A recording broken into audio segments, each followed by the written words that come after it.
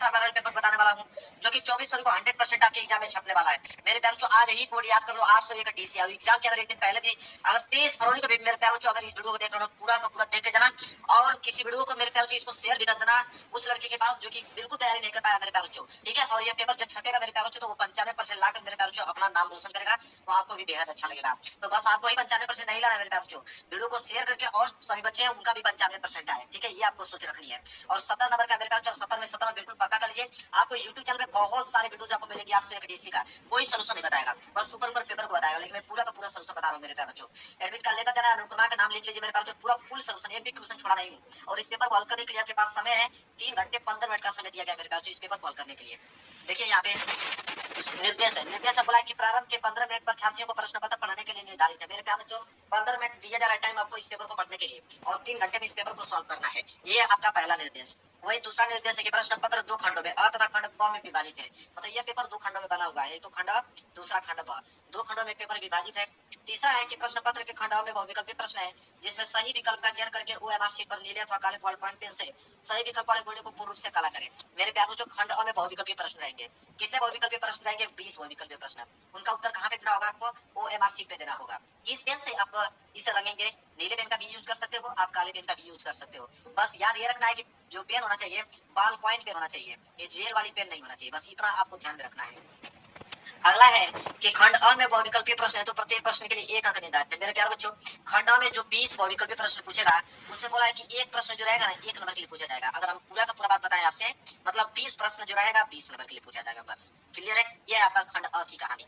इसमें भी एक बोला है आगे कि प्रश्न पत्र के खंड अ के प्रश्न हेतु 1 घंटा तथा खंड ब के प्रश्नों को हल करने हेतु 2 घंटे का समय निर्धारित है। मेरे प्यारे बच्चों खंड अ में जो 20 ऑब्जेक्टिव क्वेश्चन पूछा जाएगा उसको हल करने के लिए 1 घंटे का समय दिया गया है। मेरे प्यारे बच्चों घंटा तो बहुत ज्यादा हो गया ना, 5 मिनट के अंदर में सारे के सारे ऑब्जेक्टिव क्वेश्चन कर डालोगे, क्योंकि वीडियो में पूरा का पूरा सोल्यूशन बताया हूँ। बाकी जितना समय आपके पास बचेगा पूरा का पूरा खंड ब में लगा दीजिएगा हल करने के लिए। चलिए आगे बात करते हैं। लास्ट आप लोगों का निर्देश है कि प्रत्येक प्रश्न के सम्मुख उनके निर्धारित अंक दिए गए, मतलब हर एक प्रश्न के आगे आपको लिखा हुआ मिलेगा कि वो प्रश्न 1 नंबर का है कि 2 नंबर का है कि 4 नंबर का है कि 6 नंबर का है, मतलब वो प्रश्न जितने भी नंबर का होगा हर एक प्रश्न के आगे लिखा हुआ मिलेगा। तो मेरे प्यारों जो निर्देश था, निर्देश पूरा डिटेल में पढ़ के मैंने आप लोगों को बता दिया। चलिए पेपर इधर से स्टार्ट होता है, मैं आप लोगों को दिखाता हूँ। देखिए पेपर स्टार्ट यहाँ से मेरे प्यार जो क्या है बहुविकल्पीय प्रश्न है, खंड में बहुविकल्पीय प्रश्न है। देखिए पहला प्रश्न क्या बोल रखा है उसने, पहला प्रश्न दिया है कि शुक्ल युग का नामकरण किस विद्वान के नाम पर किया गया है। 1 नंबर के लिए प्रश्न है। आई बात सबको मालूम है कि शुक्ल युग का जो नामकरण है वो किस विद्वान के नाम पर किया गया? आचार्य रामचंद्र शुक्ल के। तो बी वाला ऑप्शन बिल्कुल राइट आंसर होगा, पहले का बी वाला आपको रखना है ओएमआर शीट पे, ठीक है। इसी तरह दूसरा प्रश्न देखिए क्या पूछा गया है। दूसरा प्रश्न दिया है कि सेवा सदन उपन्यास के लेखक है। 1 नंबर के लिए प्रश्न है। तो सेवा सदन उपन्यास के लेखक कौन है मेरे प्यार? प्रेमचंद्र जी है, मतलब सी वाला ऑप्शन। कौन है? प्रेमचंद्र जी हैं। सी वाला ऑप्शन जो है बिल्कुल राइट आंसर हो जाएगा। वही अगर हम बात करें तीसरे प्रश्न को लेकर तो कह रहा है कि शुक्ल युग के नाटककार निम्नलिखित में से कौन नहीं है। 1 नंबर के लिए प्रश्न है। तो कौन नाटककार 4 ऑप्शन में नहीं है शुक्ल युग के? तो शुक्ल युग के नाटककार कौन नहीं है इन 4 ऑप्शन में से मेरे प्यार जो है आपके भारतेंदु हरिश्चंद्र जी, ठीक है। भारतेंदु हरिश्चंद्र जी शुक्ल युग के नाटककार नहीं है। इसके बाद अगर हम बात करें चौथे प्रश्न को तो चौथा प्रश्न क्या पूछा गया है। चौथा प्रश्न है कि प्रसिद्ध आत्मकथा क्या लिखूं क्या याद करूं के लेखक है। क्या भूलू क्या याद करूं, सॉरी क्या भूलू क्या याद करूं के लेखक कौन है इन 4 ऑप्शन में से? यह एक आत्मकथा है, प्रसिद्ध आत्मकथा। किनकी आत्मकथा है, इनके लेखक कौन है, यही प्रश्न में पूछा गया है। तो हरिवंश राय बच्चन जी हैं। क्या भूलू क्या याद करूं के लेखक कौन है? हरिवंश राय बच्चन जी हैं। 1 नंबर यहाँ से कंप्लीट हो गया आपका। अगला प्रश्न क्या है पांचवा कि निम्नलिखित में से कौन प्रसिद्ध यात्रा साहित्यकार है। 1 नंबर के प्रश्न है। तो कौन प्रसिद्ध यात्रा साहित्यकार इन 4 ऑप्शन में से कौन है मेरे प्यारे बच्चों? वह है आपके राहुल शंकरित्यायन जी। राहुल शंकरित्यायन मतलब सी वाला ऑप्शन जो बिल्कुल राइट आंसर हो जाएगा। आगे बढ़ते हैं, अगला प्रश्न देखिए क्या है, प्रश्न नंबर 6। प्रश्न नंबर 6 है मेरे प्यारे बच्चों कि रीतिकाल क्या बोला है कि रीतिकाल के वीर रस के प्रसिद्ध कवि है। 1 नंबर के लिए प्रश्न है। तो रीतिकाल के वीर रस के प्रसिद्ध कवि 4 ऑप्शन में से कौन है? भूषण जी। कौन है? भूषण जी है। सी वाला ऑप्शन जो बिल्कुल राइट आंसर हो जाएगा। वहीं अगर आगे बात करते हैं प्रश्न नंबर 7 की तरफ, कह रहा है कि रामचंद्रिका के रचनाकार है। 1 नंबर के लिए प्रश्न है। तो रामचंद्रिका के रचनाकार इन 4 ऑप्शन में से कौन है मेरे प्यारे बच्चों? तो वह है आपके केशवदास जी। कौन है? केशवदास जी हैं। बी वाला ऑप्शन जो बिल्कुल राइट आंसर हो जाएगा। रामचंद्रिका के रचनाकार कौन है? केशवदास जी। तो 7वें का भी जो बिल्कुल करेक्ट आंसर हो जाएगा। आगे बात करते हैं प्रश्न नंबर 8 की तरफ। देखिए प्रश्न नंबर 8वां क्या है। प्रश्न नंबर 8वां है कि प्रिय प्रवास की रचना है। 1 नंबर के लिए प्रश्न है। तो प्रिय प्रवास की रचना इन 4 ऑप्शन में से कौन है? तो वह है आपके अयोध्या सिंह उपाध्याय हरिओ जी। अयोध्या सिंह उपाध्याय हरिओ जी हैं। डी वाला ऑप्शन जो है बिल्कुल राइट आंसर हो जाएगा। प्रश्न नंबर 9 देखिए क्या है। राम की शक्ति पूजा के रचनाकार है। 1 नंबर के प्रश्न ये भी है। तो राम की शक्ति पूजा के रचनाकार इन 4 ऑप्शन में से कौन है? वह है आपके सूर्यकांत त्रिपाठी निराला जी। सूर्यकांत त्रिपाठी निराला जी, ये वाला ऑप्शन जो है बिल्कुल राइट आंसर हो जाएगा।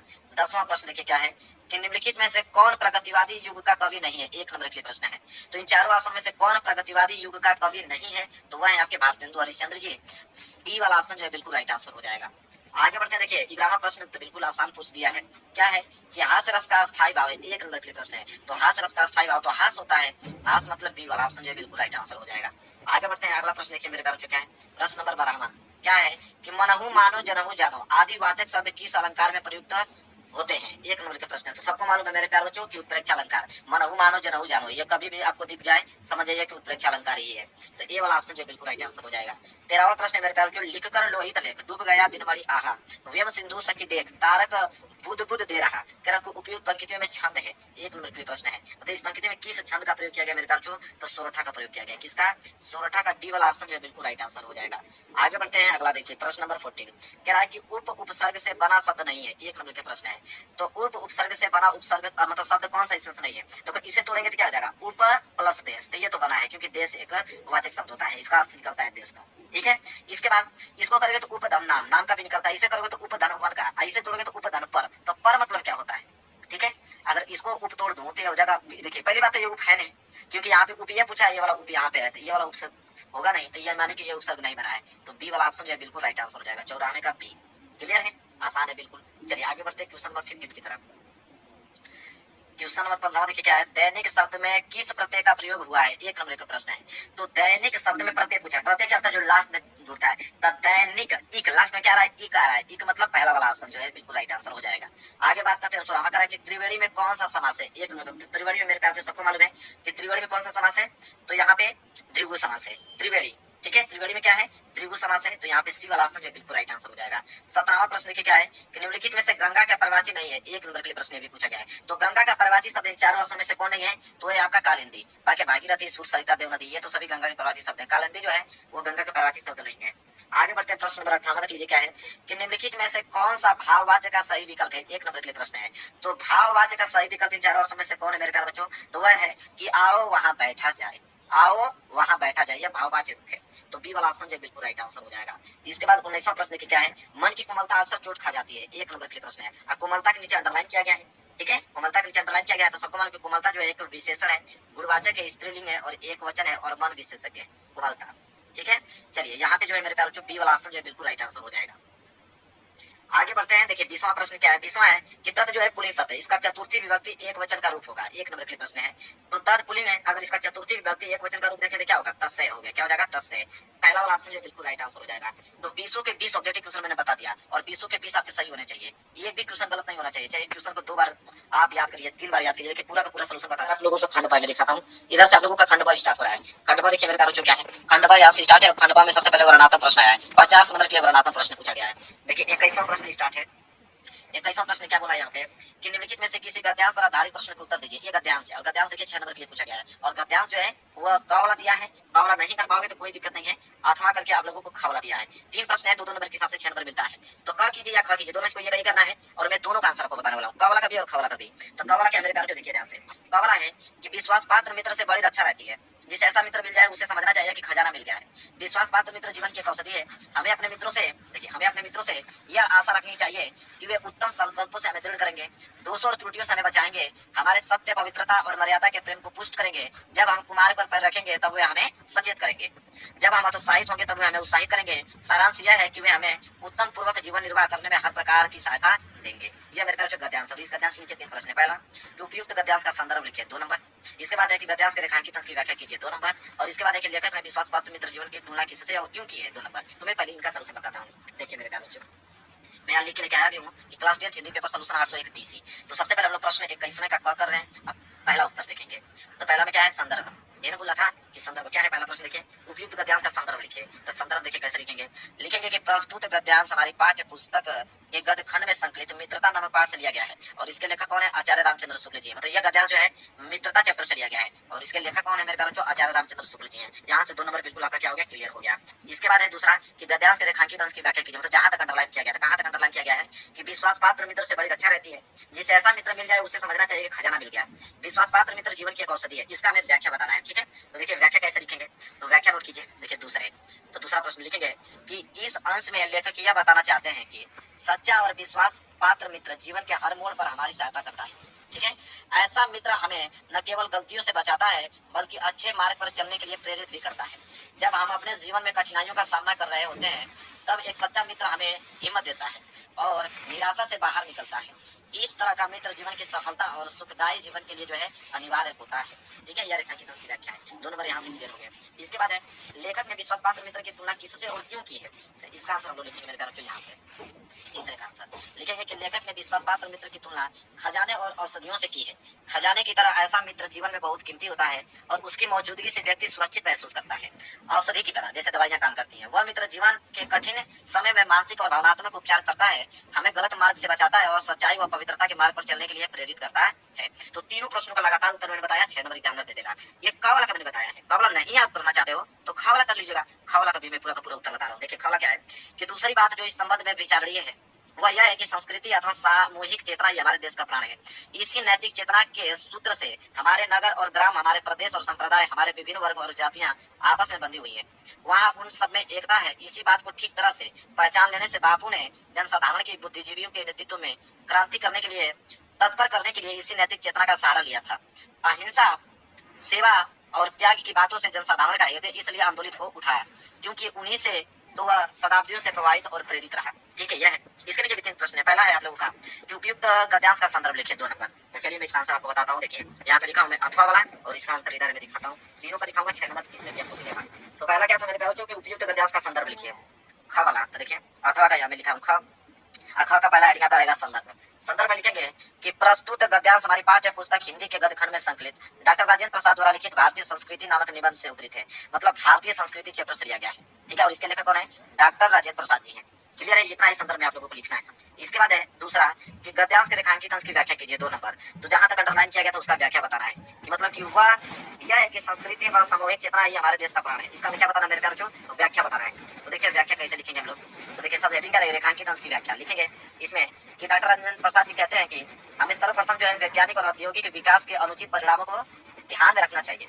विचार करने योग्य दूसरी बात यह है कि भारतीय संस्कृति अथवा भारतवासियों की संपूर्ण व एकीकृत चेतन शक्ति देश का जीवन है। बिना देश का जीवन ही क्या है, संभव नहीं है। ये जो है मेरे पास उसका रेखांकित उसका व्याख्या पूरा मैंने बता दिया। इसके बाद एक प्रश्न और बचा है इसमें, देखिए कि जनसाधारण का हृदय किन बातों से आंदोलित हो उठा और क्यों।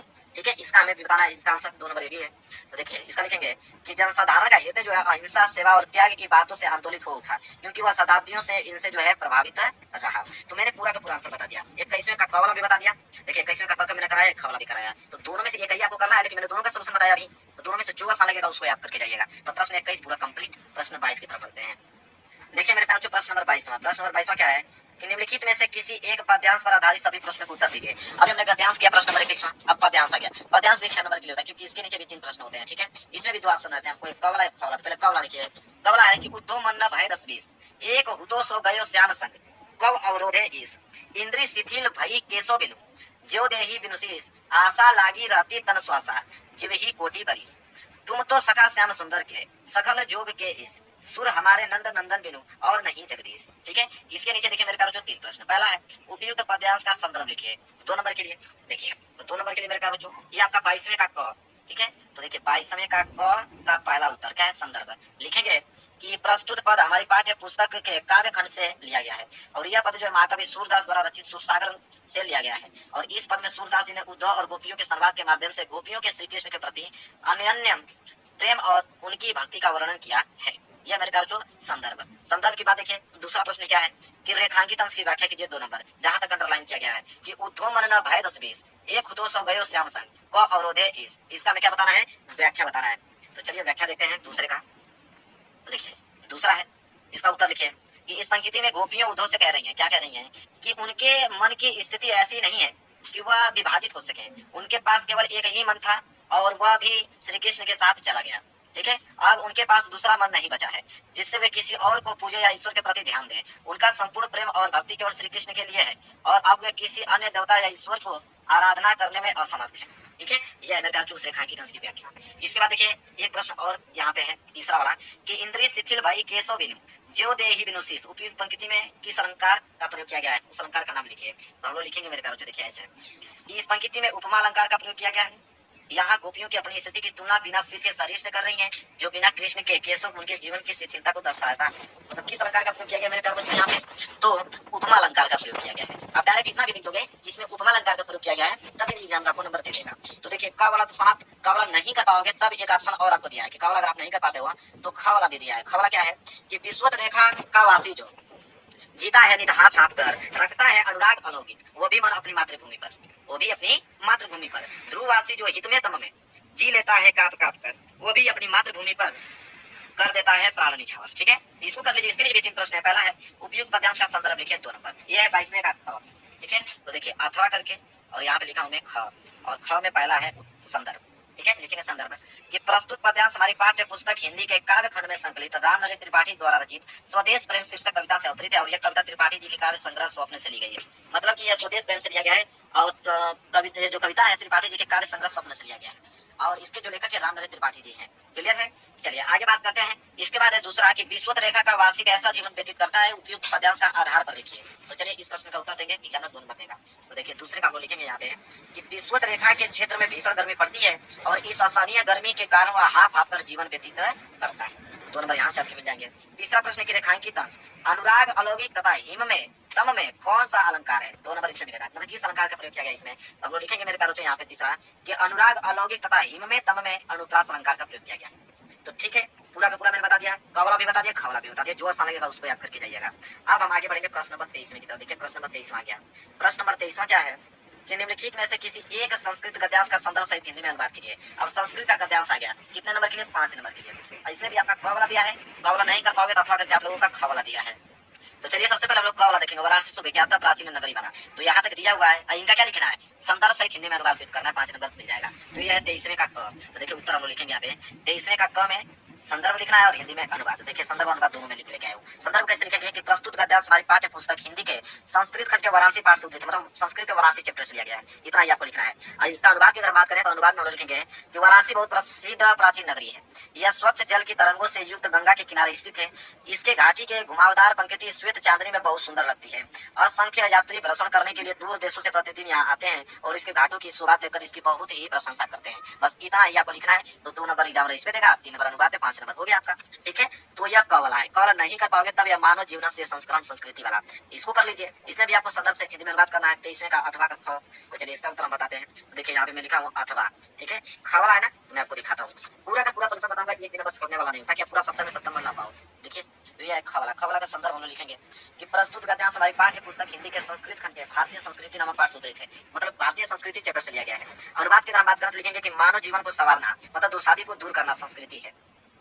हमारे पूर्वजों ने मानव जीवन को शुद्ध करने के लिए महान प्रयत्न किए। उन्होंने हमारे जीवन के संस्कारों के लिए जिन आचारों और विचारों को दिखाया, वह सब हमारी क्या है? संस्कृति है। दिया उसका अनुवाद हुआ। ठीक है, तो 2 नंबर 23वें मिलेगा संदर्भ पे, 3 नंबर इसके अनुवाद पे, 5 नंबर हो गया। तो मैंने दोनों बता दिया। देखिए मैं 23वें का क वाला भी बताया हूँ और 23वें का यह ख वाला भी बताया हूँ, अथवा करके। तो दोनों बताया, जो आसान लगेगा उसको याद करके जाइएगा। आगे बढ़ते हैं, अगला देखिए। अगला प्रश्न है प्रश्न नंबर 24। प्रश्न नंबर 24 क्या है कि निम्नलिखित में से किसी एक संस्कृत पद्यांश का संदर्भ सहित हिंदी में अनुवाद कीजिए। अब ये संस्कृत का पद्यांश आ गया, कितने नंबर के लिए? 5 नंबर के लिए। अब संस्कृत के पद्यांश में भी एक क वाला दिया है, एक अथवा करके मेरे प्यारों ख वाला दिया है। तो पहले हम लोग क्या करेंगे, यहाँ पे क वाला कर लेते हैं। तो क वाला देखिए मेरे प्यारों, क वाला का हम लोग यहाँ पे लिखेंगे अनुवाद। ठीक है, इसका संदर्भ लिख लीजिए, संदर्भ में लिख लीजिएगा, इसका अनुवाद आप लोग कर लीजिए। अनुवाद है कि हाँ मुझे शर्त स्वीकार है। और उस नागरिक के ऐसा कहने पर उसे ग्रामीण ने नागरिक से कहा, पहले आप ही पूछे। नगरवासी से कहा, तुम ही पहले पूछो। यह सुनकर यह ग्रामवासी बोला, ठीक है मैं ही पहले पूछता हूँ। बिना पैर का है परंतु दूर तक जाता है, साक्षर है परंतु पंडित नहीं, मुख का है परंतु साफ बोलने वाला है, उसे जो जानता है वह विद्वान है। ठीक है, ये उसका अनुवाद हो गया। अगर ये नहीं आप करना चाहते तो कोई दिक्कत नहीं, अथवा करके मानो हित्वा प्रिय भौतिक क्रोध हित्वा न सोचती कामर्थ हित्वार्थवान भौतिक लोभ हित्वा सुखी भवत, ये वाला कर लीजिए। तो चलिए इसका मैं बता देता हूँ आपको संदर्भ से हिंदी में अनुवाद। तो देखिए यह है आपका अथवा वाला, ये आपका ख वाला। तो सबसे पहले हम लिखेंगे संदर्भ। संदर्भ में लिखेंगे प्रस्तुत संस्कृत पद्यांश हमारी पाठ्य पुस्तक हिंदी के संस्कृत खंड के जीवन सूत्राणु नामक पाठ से, मतलब जीवन सूत्राणु चैप्टर से लिया गया है। और इसका हिंदी अनुवाद की तरह बात करें तो देखिए अनुवाद हम लोग कैसे लिखेंगे कि अहंकार को छोड़ने पर व्यक्ति सबको प्रिय बन जाता है, क्रोध को त्यागने पर उसे सुख नहीं होता, इच्छाओं को छोड़ने पर वह अर्थवान धनवान हो जाता है, और लोभ को त्यागने पर वह सुखी हो जाता है। इस श्लोक में यह समझाया गया है कि जीवन में सुख और शांति प्राप्त करने के लिए हमें अहंकार, क्रोध, इच्छाएं और लोभ जैसी बुराइयों को त्यागना चाहिए। यह अनुवाद हो गया। क्लियर है मेरे प्यारे बच्चों? चलिए ये प्रश्न नंबर 24 भी बिल्कुल संपूर्ण रूप से मैंने यहाँ पे समाप्त कर दिया। इसके बाद आता है प्रश्न नंबर 25वां। देखिए प्रश्न नंबर 25वां क्या है कि अपने पठित खंड काव्य के आधार पर निम्नलिखित प्रश्न में से किसी एक प्रश्न का उत्तर दीजिए। अब ये मेरे पास जो खंड काव्य आ गया, खंड काव्य आपके एग्जाम में 3 नंबर के लिए दिया गया है और यह होता है जिला वाइज, जो आपके जिला में पूछा जाता है वही आपको करना होगा। कोई दूसरा करोगे तो एक भी नंबर नहीं मिलेगा। तो आगे से ही देख के जाना कि आपके डिस्ट्रिक्ट में कौन सा खंड काव्य पूछा जाता है। वैसे खंड काव्य तो बहुत सारे हैं, मुक्ति दूत है, ज्योति जवाहर है, अग्र पूजा है, लेकिन सभी अलग अलग डिस्ट्रिक्ट में पूछे जाते हैं। आपके जो डिस्ट्रिक्ट में पूछा जाता है वही करना है। फिर अग्र पूजा है, मेवाड़ मुकुट यहाँ पे दिया हुआ है, यहाँ पे देखिए जय सुभाष दिया गया है, इसके बाद मातृभूमि देख लीजिए, इसके बाद कर्ण दिया गया है, इसके बाद परमवीर दिया गया है, फिर तुमुल दिया गया है। तो बहुत सारे थे जो आपके एग्जाम मतलब जिस डिस्ट्रिक्ट में पूछा जाता है वही आपको करना है। इसके बाद आगे बढ़ते हैं, अगला प्रश्न है 26वां और 26वें का क हम लोग देखने वाले हैं। 26वें का क है कि दिए गए लेखकों में से किसी एक लेखक का जीवन परिचय देते हुए उनकी एक प्रमुख रचना का उल्लेख कीजिए। अब ये लेखक का जीवन परिचय आ गया कितने नंबर के लिए? 5 नंबर के लिए। 3 नंबर जीवन परिचय पे या 2 नंबर रचना पे मिलता है। आपके पास ऑप्शन 3 है, आचार्य रामचंद्र शुक्ल जी, इसके बाद जयशंकर प्रसाद जी, इसके बाद डॉक्टर राजेंद्र प्रसाद जी। इन तीनों लोगों में से किसी एक का जीवन परिचय आपको लिखना है, 5 नंबर मिलेगा। मैं डॉक्टर राजेंद्र प्रसाद जी का बता देता हूँ, तीसरे का। ठीक है, देखिए कैसे नोट करेंगे इसको, नोट कीजिए आप। देखिए 26 का क का तीसरा जीवन परिचय लिखेंगे हम लोग। मेरे प्यारे कैसे इसको लिखेंगे कि देश रत्न डॉक्टर राजेंद्र प्रसाद का जन्म जो हुआ था 3 दिसंबर 1884 ईस्वी में बिहार राज्य के छपरा जिले के जिलादेही ग्राम में हुआ था और इनके पिता का नाम क्या था? महादेव सहाय था। इन्होंने कोलकाता विश्वविद्यालय, वर्तमान में कोलकाता कहते हैं, तो कोलकाता या कलकत्ता विश्वविद्यालय में MA LLB की परीक्षा जो है उत्तीर्ण की थी। ये प्रतिभावान और मेधावी रहे और परीक्षा में प्रथम अतिथि हमेशा प्रथम स्थान पाते थे। मुजफ्फरपुर कॉलेज में कुछ दिन अध्यापन का कार्य करने के पश्चात यह पटना कलकत्ता में वकील रहे। इनका लगाव छात्र जीवन से राष्ट्र की ओर था। सन 1917 ईस्वी में गांधी जी के आदर्शों और सिद्धांतों से प्रभावित होकर इन्होंने चंपारण के आंदोलन से सक्रिय भाग लिया और वकालत छोड़कर पूर्ण रूप से राष्ट्रीय स्वतंत्रता संग्राम में कूद पड़े। ये 3 बार अखिल भारतीय राष्ट्रीय जो कांग्रेस के सभापति थे तथा भारत के संविधान का निर्माण करने वाली सभा के भी वह सभापति चुने गए। इनको भारत गणराज्य का प्रथम राष्ट्रपति बनाया गया और इस पद पर यह कई सालों तक सुशोभित रहे। भारत सरकार ने इनकी सेवाओं से प्रभावित होकर इन्हें सन 1962 में भारत रत्न से अलंकृत किया और जीवन भर राष्ट्र की निस्वार्थ सेवा करते हुए 28 फरवरी सन 1963 ईस्वी को स्वर्गवासी हुए। मतलब उनका मृत्यु 28 फरवरी सन 1963 हो गया। इनकी कृतियों या रचनाएं उल्लेखित है। कौन कौन? तो चंपारण में महात्मा गांधी, बापू के कदमों में मेरी आत्मकथा, शिक्षा व संस्कृति, भारतीय शिक्षा, साहित्य आदि। हो गया। चलिए 5 नंबर क्लियर हो गया मेरे प्यारे बच्चों। अब आएंगे हम लोग ख वाला, मतलब 26 का ख कि दिए गए कवियों में से किसी एक कवि का जीवन परिचय देते हुए उनके प्रमुख रचना का उल्लेख कीजिए। अभी कवि का जीवन परिचय आ गया। कवि का जीवन परिचय भी देखिए 5 नंबर के लिए पूछा गया है और आपके पास ऑप्शन 4 है, महाकवि सूरदास जी, इसके बाद मेरे प्यारे बच्चों बिहारी लाल जी, इसके बाद आपका महादेवी वर्मा जी, श्यामनारायण पांडे जी। तो 4 ऑप्शन आपके पास है, इनमें से किसी एक का ही आपको जीवन परिचय लिखना है। मैं बिहारी लाल जी का बता देता हूँ। ठीक है, बिहारी लाल जी का बता देता हूँ आप लोगों को जीवन परिचय, ताकि 5 नंबर फिक्स हो जाए। तो देखिए ख वाला ख का दूसरा लिखेंगे, कवि बिहारी का जन्म जो है 1603 ईस्वी में ग्वालियर के पास बसुआ, जो कि गोविंदपुर पड़ता है, बसुआ गांव में माना जाता है। इनके पिता का नाम पंडित केशव राम चौबे था। इन्होंने आचार्य केशवदास जी से काव्य शास्त्र की शिक्षा प्राप्त की। बिहारी जी को अपने जीवन में बहुत कटु अनुभवों का सामना करना पड़ा। बिहारी जयपुर नरेश मिर्जा राजा जय सिंह के आश्रित कवि माने जाते हैं। जब राजा जय सिंह नई रानी के प्रेमवश में होकर राजकाज के प्रति अपना दायित्व भूल जाते हैं, तब बिहारी जी ने एक दोहा लिखकर भेजते हैं कि जिससे प्रभावित होकर राज दरबार में बिहारी जी को सम्मानित किया जाता है। और सन 1662 ईस्वी में बिहारी जी ने बिहारी ससई की रचना की और सन 1663 ईस्वी में इनका निधन हो गया। रचनाएं की बात करें तो बिहारी ससई मुक्तक शैली में रचित बिहारी जी की एकमात्र कृति है, जिसमें कितने हैं? 723 जो है मुक्त। ठीक है, क्लियर हो गया मेरे प्यारे बच्चों। चलिए आगे बढ़ते हैं प्रश्न नंबर 27 की तरफ।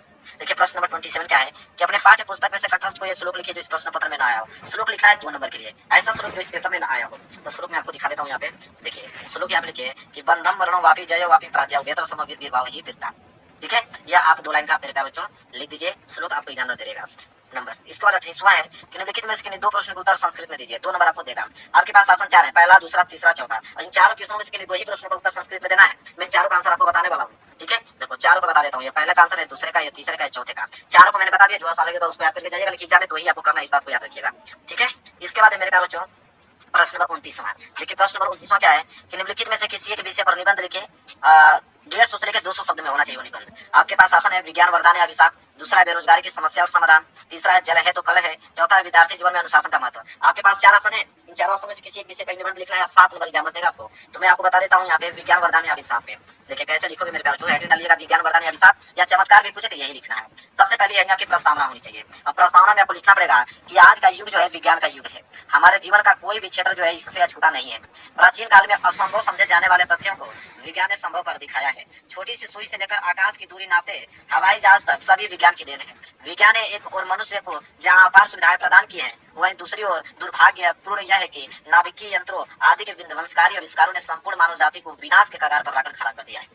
अतः एक और तो यह मनुष्य के लिए वरदान है, वही दूसरी ओर समस्त मानव सभ्यता के लिए अभिशाप भी है। यह प्रस्तावना में लिखना है। इसके बाद लिखेंगे विज्ञान वरदान के रूप में लिखेंगे कि जैसे हर सिक्के के 2 पहलू होते हैं, ठीक उसी प्रकार ने विज्ञान ने जहाँ सुई का आविष्कार किया तो वहीं तलवार का भी। ऐसे में यदि हम विज्ञान के लाभों को देखें तो कुछ प्रमुख लाभ आपको बता रहे हैं। जैसे पहला लिखे मनोरंजन के क्षेत्र में विज्ञान, लिखेंगे कि मनोरंजन के क्षेत्र में विज्ञान सचमुच में वरदान सिद्ध हुई है। इसने हमारे लिए विभिन्न मनोरंजन के साधनों का उपलब्ध कराया है। इस दृष्टि से दूरदर्शन की भूमिका सर्वाधिक महत्वपूर्ण है। इसके विभिन्न चैनलों से हम मनचाहे कार्यक्रम को देख कर पूरा मनोरंजन कर सकते हैं। चलचित्र, video game, photo camera, tape recorder, VCR, video cassette आदि विज्ञान की देन है जो मनोरंजन के साधन है। ठीक है, इसके बाद दूसरे हेडिंग डालिएगा चिकित्सा के क्षेत्र में विज्ञान। तो चिकित्सा के क्षेत्र में विज्ञान लिखेंगे कि विज्ञान ने चिकित्सा के क्षेत्र में अद्भुत प्रगति की है। इसने विभिन्न प्रकार की शल्य चिकित्सा करके हमारे जीवन को बड़ा ही सुखमय बनाने का अवसर प्रदान किए हैं। एक्सरे के द्वारा शरीर के भीतर सूक्ष्म रोगों को देखकर बड़ी आसानी से उनको ठीक किया जाता है। आज के विज्ञान ने ब्रेन ट्यूमर, कैंसर, क्षय रोग, टीबी, टेटनस आदि का प्राण घातक असाध्य रोगों को भी साध्य बनाकर हमारे जीवन को पूर्णतः स्वस्थ रखने में योगदान प्रदान किए हैं। यह है आपके चिकित्सा के क्षेत्र में विज्ञान। अगर हम आगे बात करें तो देखिए तीसरा है यातायात के क्षेत्र में विज्ञान। लिखेंगे कि रेलगाड़ी, हवाई जहाज, हेलीकॉप्टर आदि विज्ञान की अद्भुत देन है। मालवाहक साधन भी विज्ञान ने एक से एक बढ़कर प्रदान किए हैं। ट्रक, मालगाड़ी, टेम्पो, हवाई जहाज प्रमुख मालवाहक जो है वह साधन है। इसके बाद चौथा हम लिखेंगे कृषि के क्षेत्र में विज्ञान। कृषि के क्षेत्र में विज्ञान लिखेंगे उद्योग के क्षेत्र में बड़ी से बड़ी मशीनें सभी वस्तुओं का निर्माण बहुत तीव्र गति से कर रही हैं। लाखों श्रमिकों को रोजगार मिल रहा है। बड़े बड़े उद्योगों का चालन इन विशालकाय मशीनों के बल पर ही जो है वो संभव हुआ है। ये कृषि के क्षेत्र में विज्ञान है। इसके बाद है विज्ञान के अभिशाप के रूप में। इसमें लिखेंगे कि जहाँ एक और विज्ञान ने मानव जीवन को आसान कर दिया है, वहीं दूसरी ओर विज्ञान के बढ़ते प्रभाव से आज मानवीय श्रम की जगह यंत्रों ने ले ली है, जिससे समाज की बेकारी की समस्या खड़ी हो गई है। इतना ही नहीं, विज्ञान की ताकत का ही प्रभाव था कि हिरोशिमा और नागासाकी को नामो निशान तक मिटा दिया। ठीक है, जहाँ वे परमाणु बम के हमले से सब खत्म हो गया। इतना ही नहीं, विज्ञान के अधिकतर उपयोग से शत्रु देश स्वयं को शक्तिशाली दिखाने के लिए इसको हथियार के तौर पर इस्तेमाल करते हैं, जो कि मानव जीवन को खतरे में डाल रहा है। साथ ही आने वाले समय में रोबोट के इस्तेमाल से मानव जीवन को अस्तित्व संकट पर आ सकता है, क्योंकि यदि मशीन का प्रयोग गलत हाथों में पहुंच जाए तो वह घातक सिद्ध हो सकता है। अब लास्ट हेडिंग आपकी रहेगी उपसंहार, क्योंकि 7 नंबर एग्जाम में देगा तो पूरा का पूरा डिटेल में चेक करेगा। ठीक है, कि आपने उतना लिखा है कि नहीं, क्योंकि 150 से 200 वर्ड में लिखना है। उपसंहार लिखेंगे आज विज्ञान सचमुच में हमारे जीवन के लिए एक अपूर्व और अद्भुत वरदान सिद्ध हो रहा है। यह वास्तव में मनुष्य द्वारा उत्पन्न किया गया मनुष्य के लिए बेजोड़ वरदान है, जो संपूर्ण सृष्टि को प्रभावित कर रहा है। भविष्य में भी वरदान सिद्ध हो रहे हैं। इसके लिए यह आवश्यक है कि इसके कल्याणकारी पक्ष को ही अपने जीवन में उतारते चलें। जहाँ हम इसके विनाशकारी और विध्वंसक रूप से लापरवाह और अनजान होंगे तो विज्ञान हमें विनाश की ओर ढकेल देगा और अभिशाप सिद्ध होगा। ठीक है, इतना आपको लिखना है।